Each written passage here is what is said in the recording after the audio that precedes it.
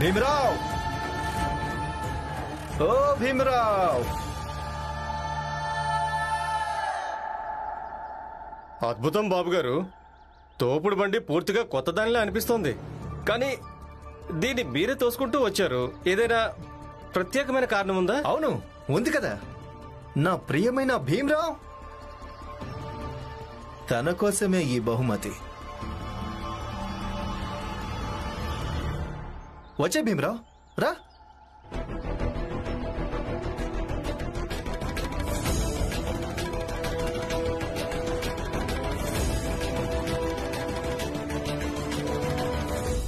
ఆయన భార్యగా చెప్తున్నాను, మాకీ బహుమతి అక్కర్లేదు. తీసుకెళ్ళండి ఇక్కడి నుంచి. అదేంటి, ఎందుకు అక్కర్లేదు? ఇదిగో చూడు, దీని మీద నీ భర్త పేరు రాశాను.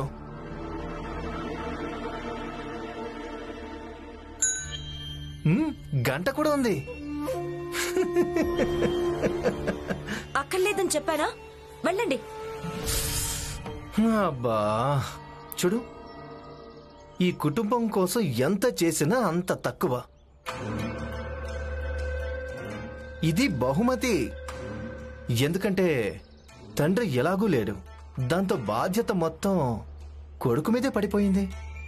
ఆ నిజం చెప్పనా రమాబాయ్, ఈ కుటుంబం మొత్తంలో ఎవరైనా బాధ్యత గల కొడుకున్నాడంటే అది భీమరావే. ఇది నేను కూడా నమ్ముతున్నాను. అందుకే ఈ తోపుడు బండి తెచ్చాను. ఇప్పుడు భీమరావు కావాలంటే ఈ తోపుడు బండితో డబ్బు సంపాదించడం మొదలు పెట్టచ్చు. ఒకవేళ తను కావాలి అనుకుంటే. మీరు చూపించిన దారిలో ఆయన సంపాదించాల్సిన అవసరం లేదు. వెళ్ళండి.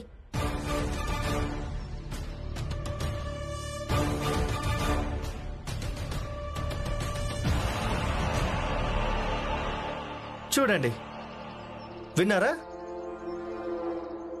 అరే, ఒకవేళ డబ్బు సంపాదించుకుంటే మరి నీటి అద్దె ఎలా కడతాడు?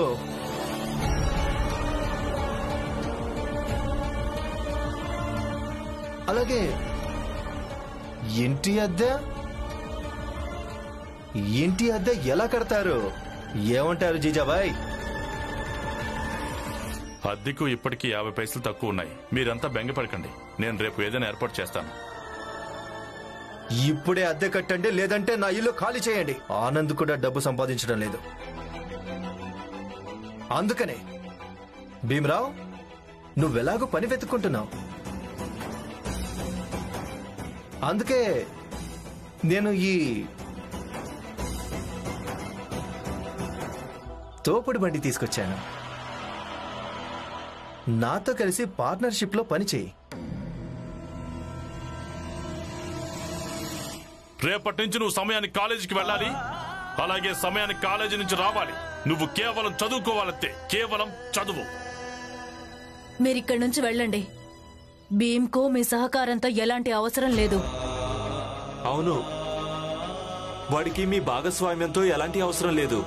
అవును, నా తమ్ముడికి ఈ మాత్రం యోగ్యత ఉంది. వాడు ఏదైనా చేయగలడు, కానీ ఈ తోపుడు బండి మాత్రం తోయడు. లేదు, రాసిస్తాను. నేను తనని ఇంకేదీ చెయ్యనివ్వనని. కానీ ఒకవేళ తోపుడు బండి తొయ్యడం అయితే సరే. ఏదేమైనా సరే నువ్వు చదువు మారేయడానికి వీల్లేదు. నువ్వు కేవలం నీ కోసమే చదవటం లేదు, నువ్వు మా కోసం చదువుతున్నావు, మన జాతిలోని ప్రతి ఒక్క వ్యక్తి కోసం చదువుతున్నావు. దలియా అమ్మా, మీరు కొన్ని రోజుల పాటు నన్ను ఇంకా రమను మీ ఇంట్లో ఉండనిస్తారా? భీమ్ మన ఇంట్లో ఎందుకు ఉండాలి?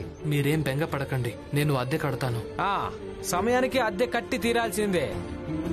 భీమ్, మీ నాన్న ఎటెళ్ళిపోయాడో అర్థం కావట్లేదు. అంటే మేమిద్దరం నిన్ను వెతకడం కోసం బయటకు వచ్చాం.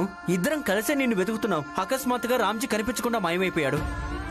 ఆయన జీవితంలో అన్నిటికంటే పెద్ద సమస్య నువ్వే. ఇదంతా నీ కారణంగానే జరిగింది. కొడుకు సంపాదించటం లేదు, చదువుకుంటున్నాడు. ఇలాంటప్పుడు ఏ తండ్రైనా ఏం చేయగలడు? తన తండ్రి ధర్మాన్ని పాటించడానికి వెళ్ళుంటారు. చెప్పు భీమ్. నేను చేస్తాను.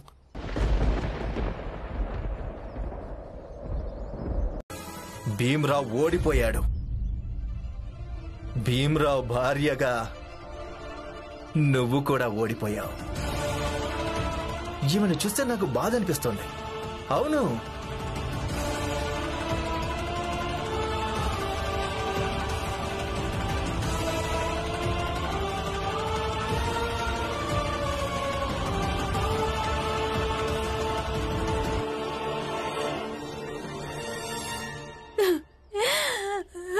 అన్నయ్య, మీరెక్కడికి వెళ్ళిపోయారు? ఎక్కడికి వెళ్ళిపోయారు? భీమ్ చెప్పిన ప్రతి మాట అందరికీ తప్పుగా అనిపిస్తోంది. వాడు ఏదైతే చేస్తున్నాడో అదంతా తప్పు అనిపిస్తోంది.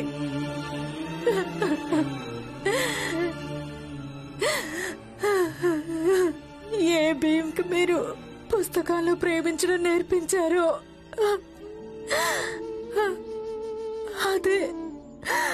అదే భీమ్ ఈ రోజు పుస్తకాలు ఇంకా కాపీలు పాత పేపర్లు కొనడానికి వెళ్ళాడు.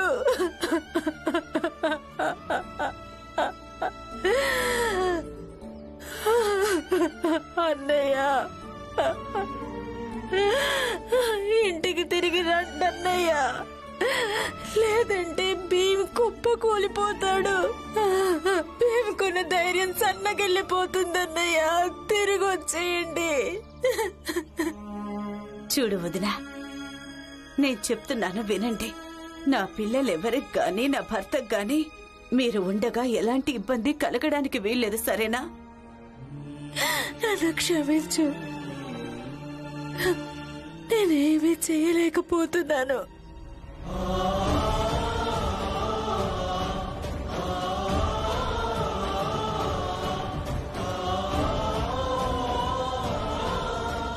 పాత సామాన్లలో పుస్తకాలు కాపీలు అంటే చెత్త, ఆదిపోగు చేయాలి. ఈ పని కాకుండా ఇంకే పనైనా చెయ్యండి. వదిలిపెట్టమని చెప్పానా? నేను ఈ పని చెయ్యాలనుకుంటున్నాను, ఇక వదులు.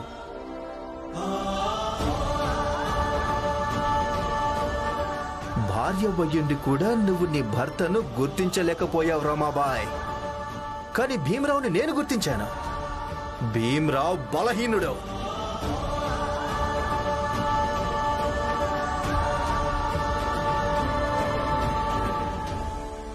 పాత చిరిగిపోయిన పుస్తకాలు కాపీలు కొంటాం.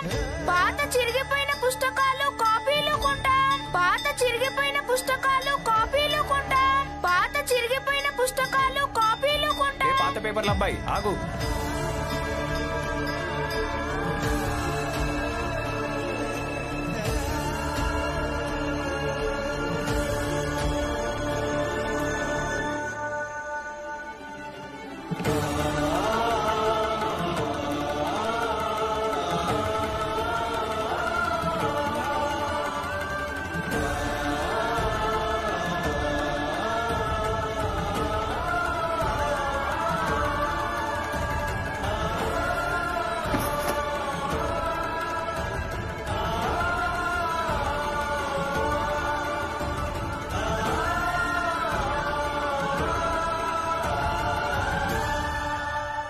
పాత పుస్తకాలు కొనాలనుకుంటే ఇవన్నీ ఇక్కడుండి ఏంటి లాభం?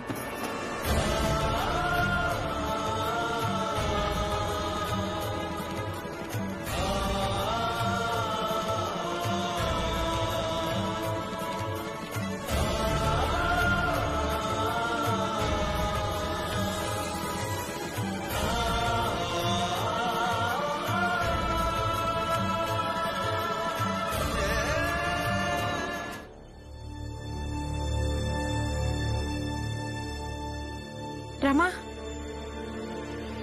అసలు నువ్వేం చేస్తున్నావు?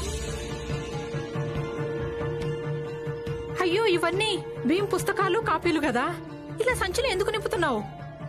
అసలు వీటిని ఏం చేస్తావు?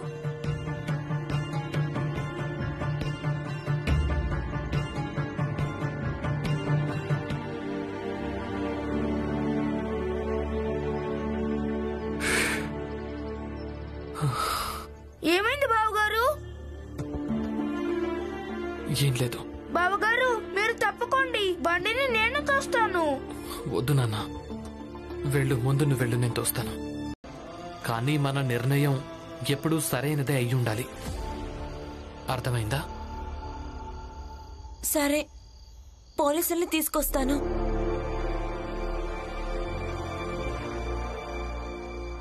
పోలీసులు రావడానికి ముందే నేనే వీడితో నిజం కక్కిస్తాను. ఆనందన్నయ్య వద్దు, ఆగండి. తప్పుకో భీమ్. తప్పుకో. నేను తప్పుకోను. నా ఎదురుగా చట్టాన్ని ఎవరైనా ఉల్లంఘిస్తుంటే నేను చూస్తూ ఉండలేను. భీమ్ జీజాబాయ్ ఇంకా ఆనంద్ చెప్పింది నిజమే. విషయం మీ నాన్నకు సంబంధించింది. కాదమ్మా, మీకు ఈ విషయం తెలియదు. కానీ నేను చిన్నప్పటి నుంచే ఒక డైరీ రాస్తూ వస్తున్నాను. ఆ డైరీలో ఏది ఒప్పో ఏది తప్పో మొత్తం రాసి పెట్టుకున్నాను నేను.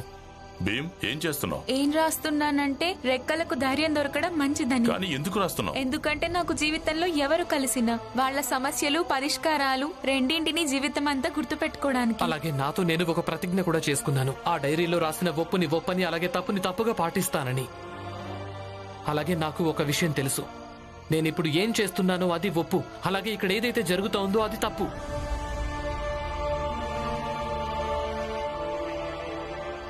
సార్, ఇదిగో ఇతను మా నాన్నను అపహరించిన వాళ్ళలో ఒకడు. మరో 2-3 కూడా ఉండొచ్చు సార్. మీరు ఇతన్ని తీసుకెళ్లి విచారణ చేస్తే తెలుస్తుంది. ఒక పని చెయ్యి, వీడి కట్లు విప్పేసి స్టేషన్ తీసుకెళ్ళు.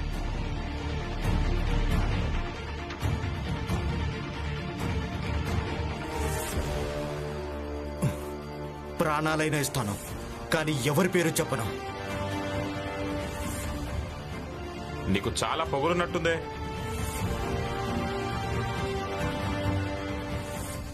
ఆనందన్నయ్య. భీమరావ్,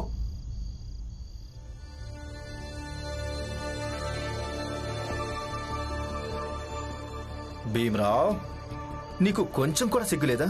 ప్రపంచంలోనే ఒక్కగానొక్క వ్యక్తి వీడు. వీడికి తన డైరీలో రాసుకున్న విషయాలు చాలా గొప్పగా అనిపిస్తాయి. కానీ వీడి దృష్టిలో వీళ్ళ నాన్న ప్రాణాలకు ఎలాంటి ప్రాధాన్యత లేదు.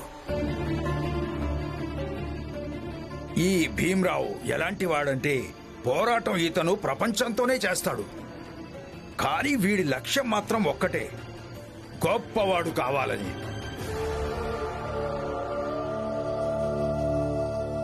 కావాలంటే నాన్న ప్రాణాలు పోయినా సరే. అయ్యో అన్న, ఎలాగోలా వీళ్ళ నాన్న పోవాలనే ఇతను కోరుకుంటున్నాడు. తర్వాత తనకు నచ్చినట్టు చేసుకోవచ్చు. ఎందుకంటే అప్పుడు తనని ఆపేవాళ్ళు ఎవరు ఉండరు కదా. అవును, నిజమే కదా. నువ్వు కోరుకునేది ఒక్కటే, మీ నాన్నకు ఎటువంటి హాని జరిగినా సరే ఆయన చనిపోయిన తర్వాతే నీకు మనశ్శాంతి దొరుకుతుంది కదా. మీరు నోటికొచ్చింది మాట్లాడకండి. వీళ్ళంటే పరాయి వాళ్ళు. నా జీవితం గురించి వీళ్లకు ఏమీ తెలీదు. కానీ మీరింట్లో వాళ్లే కదా. చిన్నప్పటి నుంచి మీరు మొత్తం చూశారు కదా.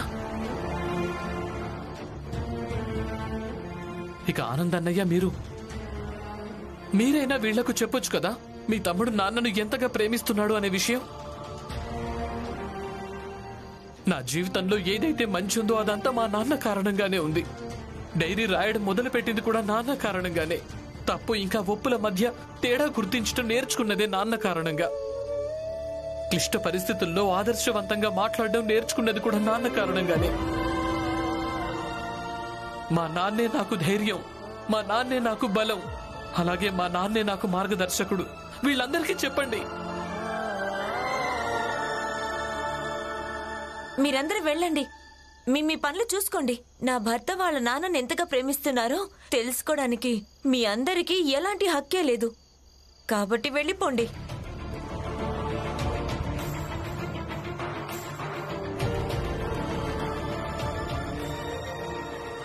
పదండి. అవును భీమ్, నాకు తెలుసు మన అన్న చెల్లెళ్ళందరిలో అందరికంటే నువ్వే నాన్నని ఎక్కువగా ప్రేమిస్తున్నావు. కానీ ఈ రోజు నువ్వేం చేసావో అది సరైంది కాదు భీమ్.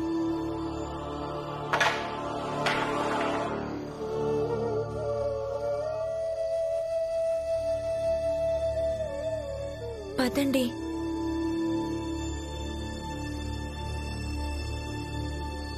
ఇతనికి మరో 2 మిత్రులున్నారు. ఇక ఈ ముగ్గురు ఎప్పుడు కలిసే ఉంటారు. ఇంకా చెప్పండి, అంటే ఇతను ఎక్కడుంటాడు, ఇతని ఇంట్లో వాళ్ళు ఎవరెవరు? ఎక్కడ పని చేస్తుంటాడో చెప్పండి.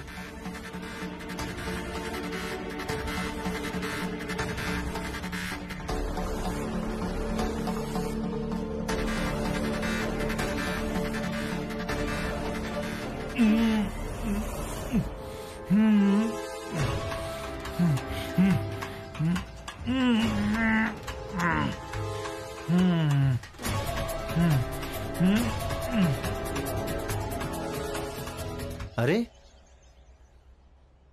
మీ ముగ్గురు వచ్చారా? ఎక్కడ భీమరావు? ఎక్కడ? ఆయన మావయ్యను వెతకడానికి వెళ్ళాడు. ఆయన బదులుగా మీ పని మేము చేసి పెడతాం. మా బావగారు ఎలా పని చేసేవారో మేము కూడా అలాగే పనిచేస్తాం. మరి మీకైతే ఇంకా సంతోషంగా ఉండొచ్చు కదా. నా భర్తే కాదు, నేను ఆయన భార్య కూడా మీ పని చేయడానికి సిద్ధంగా ఉంది. అవును, సంతోషంగానే ఉంది.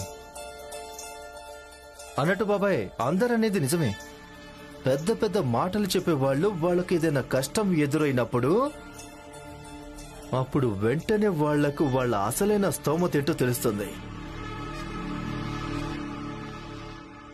లేదు రమాబాయ్, నువ్వు ఈ మాటలు పట్టించుకోవద్దు. నువ్వు వెళ్ళు, పాత పేపర్లు కొను. అన్నట్టు సాయంత్రం వచ్చే 2 రాళ్ళు, 2 అణాలు తీసుకెళ్లడానికి. అలాగే పగలు మళ్ళీ మళ్ళీ నీకు నువ్వు చెప్పుకో, ఏంటంటే ఇదే మాకున్న స్తోమత అని, అలాగే ఇదే మా వాస్తవము అని కూడా. ఈ డబ్బులు తీసుకో, వెళ్ళు.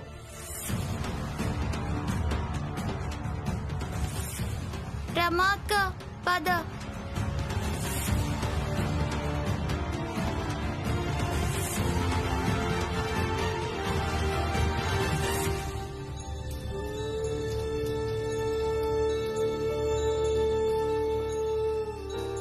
అక్క, ఒక మాట అడగనా? అడుగు. నిన్న నువ్వు ఇదే విషయంలో కోపడ్డావు కదా, బావగారు ఈ తోపుడు బండిని తోశాడు అని. కానీ నువ్వే ఇప్పుడు దీన్ని తోయడానికి సిద్ధపడ్డావు. ఎందుకు? అవునక్క, ఎందుకు?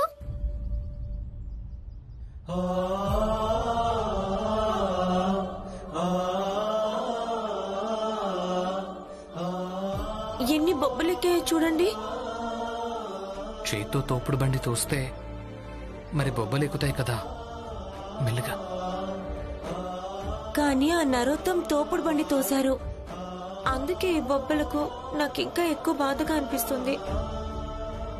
కానీ మీకు నా భావాలే అర్థం కావుగా, మరింకేం చెప్పాలి? మా అమ్మ చెప్తూ ఉండేది రమా, ఎప్పుడైనా ఏదైనా పని చెయ్యాలని ఏమాత్రం అనిపించకుంటే అప్పుడేం ఆలోచించటం మంచిదంటే ఆ పని చేయకపోవటం వల్ల మనకేం నష్టం కలుగుతుందని. తర్వాత మన మనస్సు దానికది ఆ పని చేయడానికి సిద్ధపడిపోతుంది. ఇక ఇప్పుడు పని చేయడమే నా ప్రాధాన్యత, ఈ విషయం మీకు కూడా తెలుసు కదా. అలాంటప్పుడు ఈ పని ఎవరిస్తున్నారని ఆలోచించి చేయడం ఎందుకు? నరోత్తం జోషి ఇచ్చినా లేక ఇంకెవరిచ్చినా మనకు పెద్ద తేడా ఏముంటుంది? ప్రస్తుతం ఆలోచించడానికి ఇంకా చాలా విషయాలున్నాయి రమా. నాన్న ఇంతవరకు దొరకటం లేదు. విషయాలన్నీ వదిలేసి ముందు నేను ఏం ఆలోచించడం మంచిదంటే నాన్నను ఎలా వెతకాలో, ఆయన ఎలా దొరుకుతాడు? మామయ్య దొరుకుతారు, మీరేం బాధపడకండి.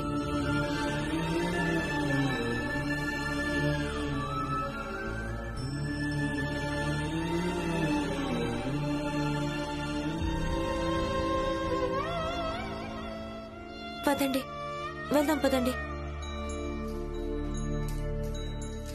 పాత చిరిగిపోయిన పుస్తకాలు, కాపీలు కొంటాం. చూడండి, ఇప్పుడు ఇతను స్టేషన్లో ఉన్నాడు. ఇతనికి 2 మిత్రులున్నారు, అందులో ఒకరు మీ కొడుకు, ఇంకొకరు మీ కొడుకు. అందుకే మీరిద్దరు మాతో పాటు స్టేషన్కు పదండి. అలాగే మీకేమేం తెలుసో అవన్నీ పోలీసులకు చెప్పండి. చూడండి, మా కొడుకు వీడికి సంబంధం లేదు. ఇక మేము పోలీస్ స్టేషన్కి ఎందుకు రావాలి? చూడండి, మీ 2 కొడుకుల కారణంగానే ఈరోజు మా నాన్న ప్రమాదంలో ఉన్నాడు. అందుకే మీరు కొంచెం సహాయం చేశారంటే బహుశా మా నాన్న విడుదలవుతాడేమో. నా కొడుకు చాలా మంచివాడు, వాడు అలాంటిదేం చేసుండడు. చూడండి, మీరు మమ్మల్ని భయపెట్టడానికి ప్రయత్నిస్తున్నారు, నా కొడుకుని ఇరికిస్తున్నారు. అందుకే మమ్మల్ని ఇక్కడికి రమ్మన్నారా? మేము ఇక్కడి నుంచి వెళుతున్నాం. ఆగండి, మాకు కాకపోయినా కనీసం మీకైనా సహాయం చేసుకోండి. ఒకవేళ మా నాన్నకి ఏదైనా జరగరాంది జరిగిందో మీ ఇద్దరి కొడుకులకు చట్టంతో కఠినాతి కఠినమైన శిక్ష వేయిస్తాను. అప్పుడు ఈ మీ పుత్ర ప్రేమ ఎందుకు పనికిరాకుండా పోతుంది? మీ కొడుకుల మీద మీకు ఎంత ప్రేమ ఉందో అది ఇప్పుడే చూపించండి. మాతో పాటు స్టేషన్కు పదండి. అక్కడ పోలీసులకు అన్ని విషయాలు చెప్పేయండి. ఎవరికి తెలుసు, మీ కొడుకులు కూడా పెద్ద ప్రమాదం నుంచి తప్పించుకుంటారేమో. ఇక మీరేం అర్థం చేసుకుంటారో అది మీ ఇష్టం. ఒకవేళ మా నాన్నకి ఏదైనా జరిగిందంటే అప్పుడు మీ కొడుకులు కూడా తప్పించుకోలేరు.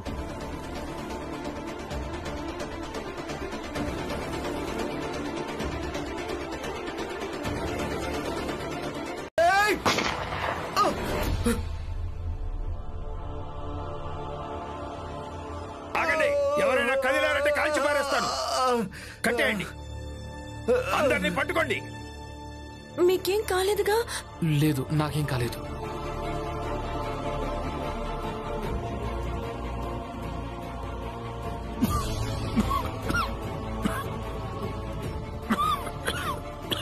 నాన్న, నాన్న,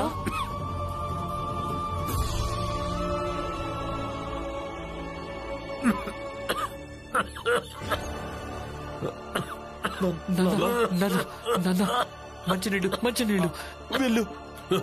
నాన్న, ఒళ్ళు కారిపోతుంది. నేను వెళ్ళి దుప్పటి తీసుకొస్తాను. నాన్న, నాన్న, నాన్న,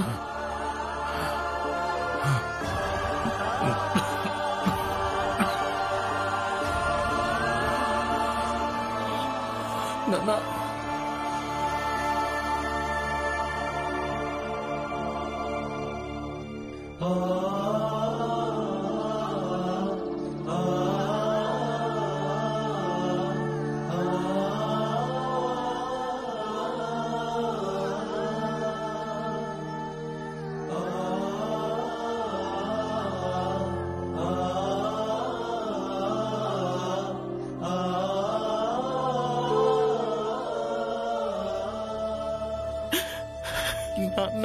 మీకేదైనా జరుగుంటే. ఏమీ కాలేదు కదా. ఈ రోజు నువ్వు కాలేజీ నుంచి త్వరగా వెళ్ళిపోయావట? అవును. ఎందుకు? పని వెతుక్కోవడం కోసం. ఇంటి సమస్యలు మేం చూసుకుంటాం, నువ్వు కేవలం చదువుకోవాలంతే. క్షమించండి నాన్న, మీరు చెప్పిన ఈ మాట నేను పాటించలేను. ఈ ఇంట్లో ఎవరైతే ఉంటారో వాళ్ళు నాన్న చెప్పిన మాటను పాటించాల్సి ఉంటుంది. అందుకే నేను ఇల్లు వదిలేసి వెళ్ళిపోతున్నాను.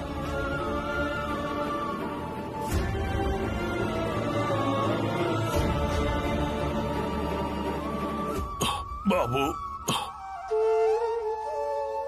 నేను మిలిటరీ వాణ్ణి. నేను కన్న కల నెరవేరేంత వరకు నేను చనిపోయేవాణ్ణి కానే కాదు. నాన్న,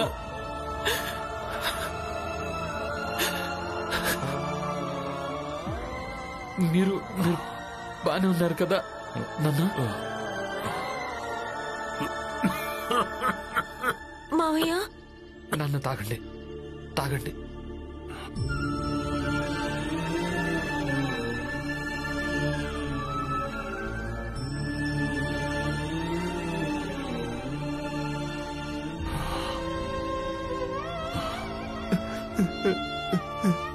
నాన్న, మీకేం కాలేదు కదా? బానే ఉన్నాను బాబు. మీరు బాగానే ఉన్నారు కదా? సార్, మీకు మనస్ఫూర్తిగా ధన్యవాదాలు సార్. మీరు సరిగ్గా సమయానికి చేరుకున్నారు. చట్టాన్ని రక్షించడం మా కర్తవ్యం కదా.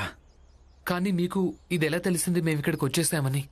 గత 22 ఏళ్ల నుంచి పోలీస్ డిపార్ట్మెంట్లో ఉద్యోగం చేస్తున్నాను. నాకు తెలుసు డిపార్ట్మెంట్లో కొందరు లంచం తీసుకుంటారని. కానీ ఎవరెవరి కడుపులైతే లంచం తీసుకోకుండానే నిండుతాయో వాళ్ళు ఎప్పుడూ ప్రయత్నిస్తూనే ఉంటారు. జనాలకు చట్టం మీద నమ్మకం దృఢంగా ఉండాలని, వాళ్ల నమ్మకం వమ్ము కాకూడదని. ఇక నేను నా ఎదురుగా మీకున్న నమ్మకం వమ్ము కాకుండా చూడగలను. సార్, మీలాంటి వాళ్ళు కొందరైనా డిపార్ట్మెంట్లో ఉన్నారు అంటే అప్పుడు జనాలకు చట్టం మీద ఉన్న నమ్మకం ఎప్పటికీ వమ్ము కానే కాదు. ఈ సమాజం సవ్యంగా సాగాలి అంటే సాధారణ ప్రజలకు అలాగే అన్ని జాతుల వాళ్లకు చట్టం మీద నమ్మకం ఉండటం అనేది చాలా అవసరం. ధన్యవాదాలు సార్. నేను బయలుదేరుతాను.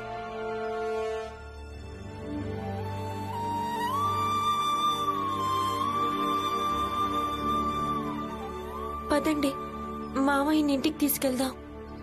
నాన్నా పదండి నాన్న, లేవండి, ఇంటికి వెళ్దాం. చెయ్యివ్వండి.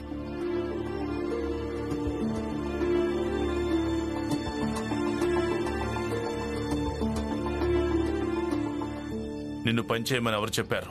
ఒకసారి మంజులక్క గొలుసు విడిపించేంత డబ్బును సంపాదించానంటే తర్వాత ఉద్యోగం వదిలేస్తాను, అలాగే చదువుకుంటాను. ఒకవేళ పని చెయ్యకుంటే ఇంటి అద్దె ఎలా కట్టగలవు? నేను పనిలోకి వెళ్లాల్సి ఉంటుంది. భీమ్,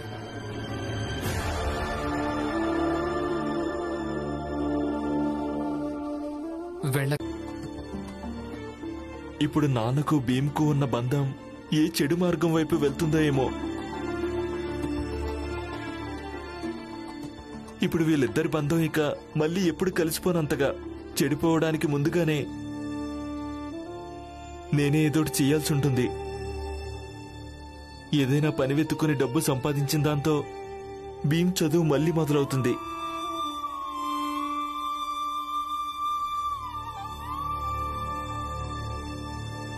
రామ్జీ, నీ కోపాన్ని కొంచెం అదుపులో పెట్టుకో. అలాగే కొంచెం శాంతంగా మాట్లాడు. ఎందుకంటే ఇన్ని రోజులుగా జరిగిందంతా అది మనమందరం అనుభవించాం. బహుశా భీమ్ కొంచెం ఎక్కువే అనుభవించాడు. అదే ప్రయత్నం చేస్తున్నాను పురంజన్. భీమ్ను ఆ మార్గంలో వెళ్లకుండా ఆపాలి. దానివల్ల వాడు జీవితం అంతా అనుభవించాల్సి రాకూడదు. భీమ్ అక్కడ ఉన్నాడు రామ్జీ. సార్, నేను మీ పద్దులెక్కల పని చూసుకోగలను. అది సరే, కానీ ఇంతకు ముందు నువ్వేం చేసేవాడివి? నేను కాలేజ్లో చదువుతుండేవాణ్ణి, ఫస్ట్ వస్తుండేవాణ్ణి. ఇక ఈ పద్దులెక్కల పనుంది కదా, అది మా నాన్న చేస్తూ ఉండేవాడు. చిన్నప్పటి నుంచి నేను ఆయన చేస్తుండగా చూశాను. అలాగే అప్పుడప్పుడు నేను సహాయం కూడా చేసేవాడిని. అందుకే నేను నేర్చుకున్నాను కూడా. ఇవన్నీ నాకు బాగా తెలుసు. సరే, నీకు పనెంత బాగా తెలుసో చూద్దాం. లోపలికెళ్ళు. ధన్యవాదాలు సార్. లోపలికి వెళ్ళడానికి ముందు మీ నాన్నతో బంధాన్ని తెంచేసుకోవాలి. నాన్నా, అక్కడే ఆగు. నా గొంతు నీకు ఇక్కడి నుంచే వినిపిస్తుంది కదా, అయితే విను. ఒకవేళ నువ్వు పని చేశావంటే నీకు నాకు ఉన్న బంధం తెగిపోయినట్టే.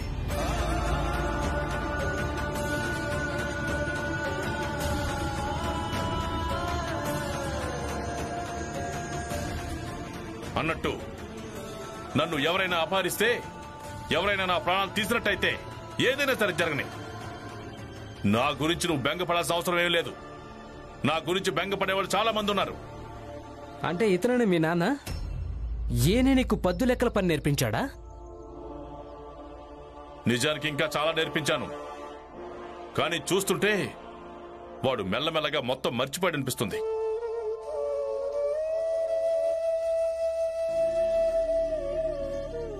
నాన్న, మీతో ఉన్న బంధం తెంచుకొని అసలు నేను బతకలేను. కానీ మీ గురించి నాకు ఏ బెంగపడే హక్కుందో దాన్ని మీరు నాకు దూరం చెయ్యలేరు కూడా. నా దృష్టిలో మీరే సర్వస్వం. మీకోసం నేను మొత్తం ప్రపంచాన్ని వదిలిపెట్టగలను. అవునా? చాలా బుద్ధిమంతులా మాట్లాడుతున్నావు.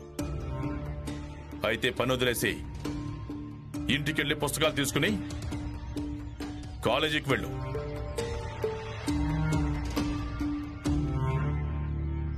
లేదు నాన్న, నేనలా చెయ్యలేను.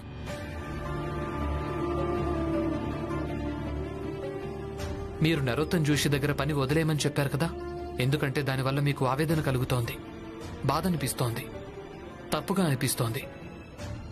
ఆ పని నేను వెంటనే వదిలేశాను. కానీ నాన్న లేక పన, రెండిట్లో ఏదో ఒకటి ఎంచుకోవాల్సి ఉంటుంది.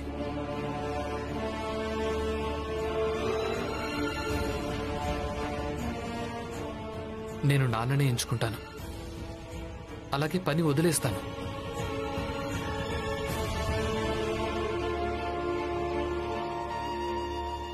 అవును నాన్న, నేను పని వదిలేస్తాను. కానీ నేను చదువుకోలేను కూడా.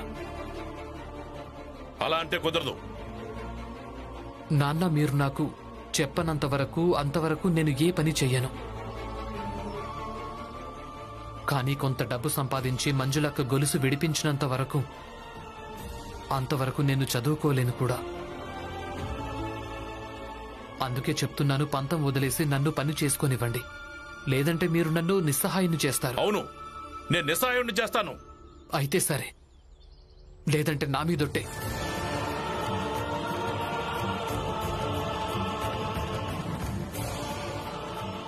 పంతం మానేసి నన్ను పని చేసుకొనివ్వండి.